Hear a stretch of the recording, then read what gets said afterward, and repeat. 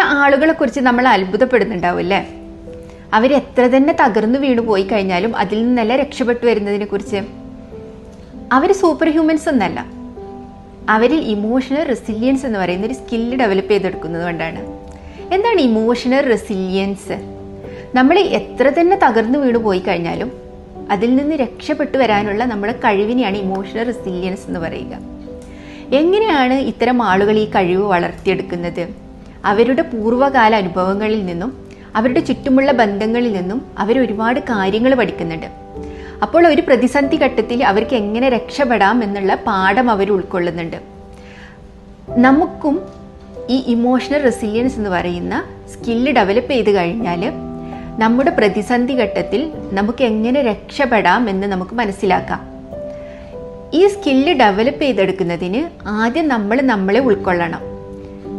നമുക്ക് നമ്മുടേതായ ഒരു ഇടമുണ്ടെന്ന് നമ്മൾ മനസ്സിലാക്കിയെടുക്കണം.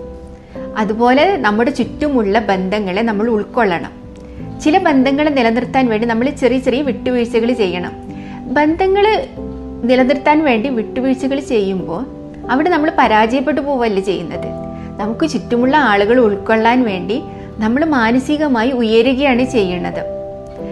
അതുപോലെ തന്നെ നമ്മുടെ ചുറ്റുമുള്ള ആളുകളുമായി അനുഭവങ്ങളുമായി നമ്മൾ മുൻധാരണകളില്ലാതെ മുൻവിധികളില്ലാതെ നമ്മൾ ഇടപഴകണം.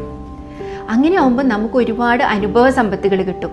ഇത് ഏതൊരു പ്രതിസന്ധി ഘട്ടത്തിലും നമ്മളെ സഹായിക്കും. പിന്നെ നമ്മുടെ ജീവിതത്തിലേക്ക് സ്പിരിച്വൽ ആയിട്ടുള്ള ചില കാര്യങ്ങൾ, നമ്മുടെ മതപരമായോ മെഡിറ്റേഷൻ, യോഗ പോലെയുള്ള ചില കാര്യങ്ങളോ നമ്മുടെ ജീവിതത്തിലേക്ക് വരുന്നതോടുകൂടി നമ്മൾ മാനസികമായി വളരെയധികം ശക്തി പ്രാപിക്കും.